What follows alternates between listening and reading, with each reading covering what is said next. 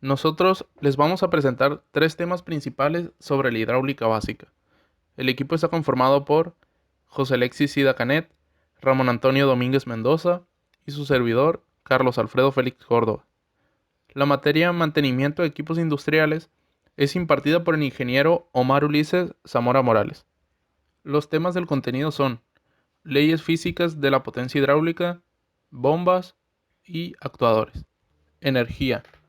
Podemos empezar estableciendo que la potencia hidráulica es otro método para transferir energía. Esta transferencia de energía se genera desde un motor eléctrico o una fuente de potencia de entrada a un actuador o dispositivo de salida. Este medio de transferencia de energía, aunque no siempre es la más eficiente, cuando se aplica correctamente puede ofrecer un control de trabajo óptimo. La energía se puede definir como la capacidad de trabajo. Trabajo. El trabajo se define como fuerza a través de distancia. Si levantamos 1000 libras a una distancia de 2 pies, hemos ejecutado trabajo. La cantidad de trabajo se mide en pies libras. En nuestro ejemplo, hemos movido 1000 libras a 2 pies o hemos ejecutado 2000 pies libras de trabajo. Potencia. La potencia se puede definir como la velocidad de ejecución del trabajo o trabajo en tiempo expresado en segundos. Si levantamos 1000 libras a 2 pies en 2 segundos, habremos obtenido 1000 unidades de potencia o 1000 veces 2, dividido por 2 segundos. Para obtener un significado relativo para la medición de potencia, debemos convertir esto a potencia en horsepower o caballos de fuerza, que es una unidad para medir la energía. Horsepower. Matemáticamente, los caballos de potencia equivalen al flujo en galones por minutos multiplicados por presión en libras pulgadas cuadradas y divididos por 1714, que es una constante. En nuestro ejemplo se levantan 10.000 libras, esta vendría siendo la fuerza a una distancia de un pie, que es el trabajo que se debe ejecutar. Calor. La ley de conservación de energía establece que la energía no se crea ni se destruye, pero puede cambiar su forma. La energía en un sistema hidráulico que no se utiliza para trabajo asume la forma de calor. Por ejemplo, si tenemos 10 galones por minuto que pasan a través de una válvula de alivio con ajuste de presión de 1500 psi, es posible calcular la energía que se transforma en calor. Fuerza torsional. La fuerza torsional es una fuerza de torsión. Se puede medir en pies libras. En el ejemplo, generamos 10 pies libras de fuerza torsional al aplicar 10 libras de fuerza a una llave de tuerca de un pie de largo, equivalente a 12 pulgadas. Esta misma teoría se aplica a los motores hidráulicos. Los motores hidráulicos son actuadores clasificados en valores específicos de fuerza torsional a una determinada presión. La fuerza de torsión o fuerza torsional es el trabajo generado. Las revoluciones por minuto de un motor a una fuerza torsional determinada especifican el uso de energía o requisito de potencia hidráulica. Flujo. El flujo en un sistema hidráulico se produce desde una bomba de desplazamiento positivo. Esto es distinto en el caso de una bomba centrífuga que no es de desplazamiento positivo. Existen tres principios importantes que se deben de comprender relacionados con el flujo en un sistema hidráulico. El primer principio es el flujo, ya que este es el que lo hace funcionar. Para que cualquier elemento en un sistema hidráulico se mueva, se le debe de suministrar flujo al actuador. El segundo principio dice que el caudal de flujo es lo que determina la velocidad. Este se mide en galones por minuto y son determinados por la bomba. Los cambios en el flujo de salida de la bomba cambian la velocidad del actuador. El tercer principio nos dice que con un caudal de flujo determinado, los cambios en el desplazamiento de volumen del actuador cambian la velocidad del actuador. Si hay menos volumen para desplazar, los ciclos del actuador serán más rápidos. Presión. La presión en un sistema hidráulico proviene de la resistencia al flujo. Para ilustrar mejor este principio, piense en el flujo que se descarga desde una bomba hidráulica. La bomba produce flujo, más no presión. Sin embargo, si empezamos a restringir el flujo de la bomba, esto genera presión. Esta resistencia al flujo es inducida por carga desde el actuador y también se genera a medida que el flujo pasa a través de los distintos conductores y componentes. La ley de Pascal es la base para comprender la relación entre fuerza, presión y área. Matemáticamente, esta relación se expresa como fuerza es igual a presión multiplicada por área, la presión igual a la fuerza dividida por área, y el área se puede calcular dividiendo la fuerza por la presión. Presión inducida por carga. La presión inducida por carga se define como la presión generada por la carga o la fuerza sobre el actuador. Caída de presión. La presión que no se utiliza directamente para proporcionar trabajo se puede definir como caída de presión o presión resistiva. Es la presión requerida para empujar el flujo a través de los conductores hacia el actuador. Esta energía asume la forma de calor. Una caída excesiva de la presión puede contribuir a la acumulación excesiva de calor en el sistema hidráulico. Esta presión resistiva es acumulativa y se debe agregar a los requisitos generales de presión del sistema. Fluidos. El fluido hidráulico bien puede ser considerado como el componente más importante de un sistema hidráulico. Sirve como lubricante, como medio de transferencia de energía y como sellador. En nuestro ejemplo de lubricación, el fluido hidráulico como lubricante permite que este bloque se deslice con menos fricción y desgaste de las piezas. En el ejemplo de medio de transferencia de calor, el fluido calentado entra e irradia su energía hacia afuera, dejando el sistema más refrigerado. En el ejemplo de transferencia de energía, el fluido hidráulico transfiere la energía desde el lado de entrada hacia el lado de salida, debido a que el fluido es básicamente no comprimible. En el ejemplo del sellador, el fluido hidráulico entre la pared y el pistón actúa como sellador debido a su viscosidad. El fluido hidráulico es básicamente no comprimible y puede asumir la forma de cualquier recipiente. Debido a ello, presenta cierta ventaja en la transmisión de fuerza. Viscosidad. La viscosidad es una medida de la resistencia al flujo de un líquido. Un fluido más denso presenta una resistencia al flujo y una mayor viscosidad. En este caso, la temperatura afecta a la viscosidad. A medida que aumenta la temperatura de un fluido hidráulico, su viscosidad o resistencia al flujo disminuye. Bueno, yo les hablaré sobre las bombas hidráulicas. Existen varios tipos de bombas, pero en sí, la principal función de cada una es proporcionar flujo al sistema hidráulico. Las bombas son componentes del sistema hidráulico que convierten la energía mecánica transmitida desde un motor eléctrico a energía hidráulica. Hay tres tipos básicos de bombas hidráulicas, las cuales son la de engranaje, la de paletas y las de pistón, de lo cual es muy importante conocer sus diferencias y similitudes entre ellas, para así saber cuál se aplica o te servirá a ti, dependiendo del sistema hidráulico con el cual estés trabajando. Para hacer un poco más entretenida la presentación, mientras les esté hablando sobre los tipos de bombas, les estaré dejando unos breves videos del funcionamiento de las bombas, los cuales dejará un poco más claro su funcionamiento. Primero vamos a hablar sobre las bombas de engranajes. Estas bombas son compactas, relativamente económicas y tienen pocas piezas móviles. Se clasifican en dos tipos, en engranajes externos e internos. Las bombas de engranajes externos se componen de dos engranajes, generalmente del mismo tamaño, que se engranan entre sí dentro de la carcasa de la bomba. El engranaje impulsor es una extensión del eje impulsor. Cuando gira, impulsa al segundo engranaje. Cuando ambos engranes giran, el fluido se introduce a través del orificio de entrada. Este fluido queda atrapado entre la carcasa y los dientes de rotación de los engranes. Se desplaza alrededor de la carcasa y se empuja a través del puerto de salida. El fluido queda atrapado entre los dientes de los engranes y la carcasa de la bomba, generando el flujo.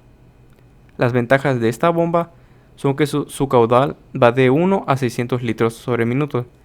Tienen una presión punta de hasta 200 kilogramos sobre centímetros cuadrados. Su velocidad va de 500 a 3000 revoluciones por minuto. Tiene una construcción simple, cojinetes externos que facilitan el mantenimiento y bombas que pueden llegar a dar un 93% de rendimiento volumétrico. Las bombas de engranajes internos disponen de dos engranajes, uno interno cuyos dientes miran hacia el exterior y otro externo con los dientes hacia el centro de la bomba. El eje motriz acciona el engranaje interno. Las ventajas de estas bombas son que es fiable y fácil de mantener, y solo cuenta con dos partes móviles. Liquidación final ajustable, para viscosidades altas o bajas, altas temperaturas o para compensar el desgaste con el tiempo. Son compactos, tienen una máxima capacidad de 1600 galones por minuto y un rango de temperatura muy alto. Ahora les voy a hablar sobre las bombas de paletas. Estas tienen un conjunto de aletas con cinemática radial. Las aletas deslizan u oscilan en un cilindro hueco con ranuras radiales en el rotor. Respecto al eje del cuerpo de la bomba, está colocado en forma excéntrica al rotor, respecto al que durante la rotación las aletas realizan un movimiento alternativo de vaivén. Estas se clasifican en dos tipos, balanceadas y no balanceadas. Las no balanceadas. La parte giratoria de la bomba o el conjunto del rotor se ubica fuera del centro del anillo de leva o carcasa. El rotor está conectado a un motor eléctrico mediante el eje. Cuando el rotor gira, las paletas se desplazan hacia afuera debido a la fuerza centrífuga y hacen contacto con el anillo, formando un sello positivo. El fluido entra a la bomba y llena el área de volumen grande formada por el rotor descentrado. Cuando las paletas empujan el fluido alrededor de la leva, el volumen disminuye y el fluido se empuja hacia afuera a través del puerto de salida. La balanceada. El anillo en una bomba de paletas balanceada cambia de circular a forma de leva. Con este diseño, los dos cuadrantes de presión se oponen entre sí. Dos puertos se encargan de la entrada del fluido y otros dos bombean el fluido hacia afuera. Los dos puertos de entrada y los dos puertos de descarga están conectados dentro de la carcasa. Cuando se encuentran ubicados sobre lados opuestos de la carcasa, la fuerza excesiva o la acumulación de presión sobre uno de los lados es neutralizada por fuerzas equivalentes pero opuestas sobre el otro lado. Cuando las fuerzas se equilibran, se elimina la carga en los costados del eje. Se debe tener en cuenta que las bombas de paleta de desplazamiento positivo y volumen constante que se utilizan en los sistemas industriales son generalmente de diseño balanceado. Las ventajas de estas bombas en general son que tienen un mantenimiento sencillo y rápido, no hay compresión, capacidad para transportar productos de alta velocidad, bombas volumétricas, sea cual sea la velocidad de rotación o la viscosidad, gran poder de aspiración, sencillez técnica y gran vida útil. Bombas de pistón. Las bombas de pistón axial convierten el movimiento giratorio de un eje de entrada en movimiento axial de vaivén, que se produce en los pistones. Esto se logra por medio de una placa basculante que es fija o variable en su grado de ángulo. Cuando el conjunto del barril del pistón gira, los pistones giran alrededor del eje con las zapatas de los pistones haciendo contacto y deslizándose sobre la superficie de la placa basculante. En el diseño real, el barril del cilindro está equipado con varios pistones. Durante una mitad del círculo de rotación, el pistón se mueve hacia afuera del barril del cilindro y genera un aumento del volumen. En la otra mitad de la rotación, el pistón se mueve hacia adentro del barril del cilindro y genera una disminución del volumen. Este movimiento de vaivén succiona el fluido y lo bombea hacia afuera. Existen dos tipos generales de bombas de pistón axiales, los cuales son los más utilizados en la industria, que son la de la placa inclinada y la del eje inclinado, los cuales se están observando en el video.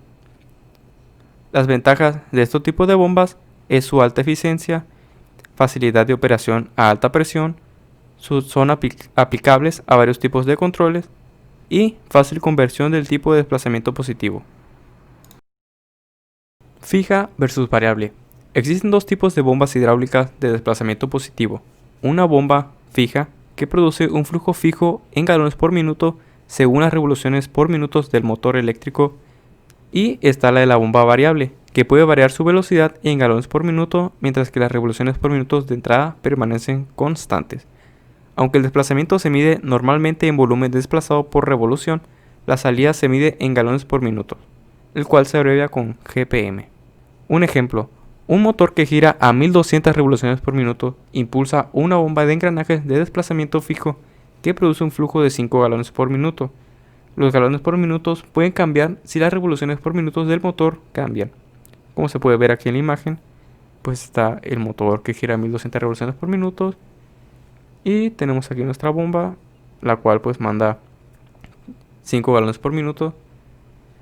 Bueno, cuando se utiliza una bomba de desplazamiento variable en el sistema, los galones por minuto se pueden modificar de dos formas. Como en el caso de las bombas de desplazamiento fijo, los galones por minuto cambian si se modifican las revoluciones por minuto del motor. La segunda forma consiste en modificar el desplazamiento de la bomba, como en el caso de una bomba de pistón. Cambiando el ángulo de la placa, podemos aumentar los galones por minuto sin alterar las revoluciones por minuto del motor. Compensadas por presión. Las bombas de volumen variable también pueden ser compensadas por presión.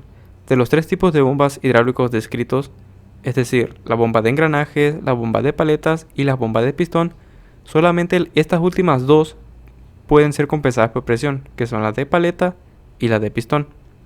La válvula de contención de presión minimiza los efectos de los cambios de presión del suministro de fluido y reduce o elimina las variaciones en el flujo de producto causados por los cambios de carrera. Un ejemplo vendría siendo de la bomba de pistón y los bajos desequilibrios del fluido. Eliminando las variaciones de carga, se añade consistencia al proceso de aplicación. Ahora toca hablar sobre lo que es un actuador. Un actuador es un dispositivo en el cual se puede transformar la energía eléctrica, hidráulica o neumática cuando se activa un proceso con el objetivo de crear un efecto sobre un determinado proceso automático, en el cual de este mismo existen dos tipos, las cuales son lineales y otros serían los rotatorios. En los lineales son los que generan una fuerza en línea, como indica el nombre, en línea recta, como lo sería, por ejemplo, un pistón. Y el rotatorio, que pues sería una fuerza rotativa, como lo ejecutaría un motor eléctrico. También vemos que, hablando sobre lo hidráulico, ya existen tres tipos, el cual es el ariete hidráulico, otro sería el cilindro de doble acción y el tercero sería un cilindro de doble vástago. Ya hablando sobre el ariete hidráulico, nos menciona que puede ser que sea de los actuadores más simples, que solo tiene una sola cámara de fluido y que ejerce fuerza en una sola dirección. Se utiliza en aplicaciones en las que necesita estabilidad sobre cargas pesadas. También nos dice que un cilindro activo se presuriza en un extremo solamente. El extremo opuesto se ventila hacia el depósito o la atmósfera. Han sido diseñados de tal manera que la carga o un dispositivo como por ejemplo un resorte interno hace que se retracte. El otro tipo sería el cilindro de doble acción, en el cual este cilindro es el más común que se utiliza en la hidráulica industrial. Se puede aplicar la presión en cualquiera de los puertos, suministrando potencia en ambas direcciones. También estos cilindros se clasifican como cilindros diferenciales debido a las áreas de exposición desigual durante las operaciones de extensión y retracción. La diferencia en el área efectiva se debe en el área del vástago, que reduce el área de pistón durante la retracción. También nos dice que en la retracción de la misma cantidad de flujo de bombeo retracta el cilindro más rápido o más rápidamente debido al volumen reducido desplazado por el vástago. Sin embargo, se genera menos fuerza debido a un área efectiva menor. También, como otro tipo, sería un cilindro de doble vástago, en el cual es considerado como un cilindro de tipo no diferencial. Las áreas en ambos lados del pistón son iguales, suministrando de este modo la misma fuerza en ambas direcciones.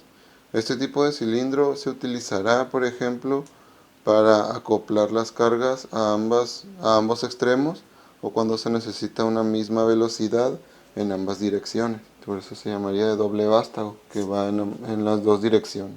Ya tratándose ahora sobre el diseño, vemos que consta de una serie de partes, la cual son el cabezal de acero de extremo de la tapa, también un conjunto de barril de acero, un cabezal de acero del extremo del vástago, un cojinete de vástago, un pistón y un vástago de pistón, las cuales los vástagos se utilizan de tensión y tuercas para mantener unidas los cabezales y el conjunto de barril.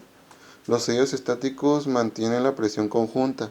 Se suministra un limpiador de vástago para impedir que cualquier material extraño se introduzca en el rea del cojinete y del sello. El sello de las superficies móviles es suministrado por el sello del vástago, que impide que se produzca una fuga de fluido más allá del vástago, y los sellos de pistón, que evitan que el fluido se desvíe al pistón.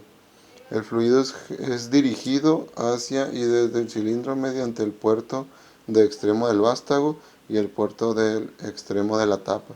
Y ya veríamos una imagen en la parte inferior sobre estas partes que se mencionaron y dónde se encuentran ubicadas ya en un actuador. Y ya también podemos ver qué funcionalidades tiene cada parte para que funcione correctamente nuestro actuador. Y tratándose sobre el mismo actuador, también habla sobre los motores, en el cual este tipo de motores serían hidráulicos, que se clasificarían como actuadores giratorios, los cuales se asemejan a las bombas en las que se refiere de su construcción.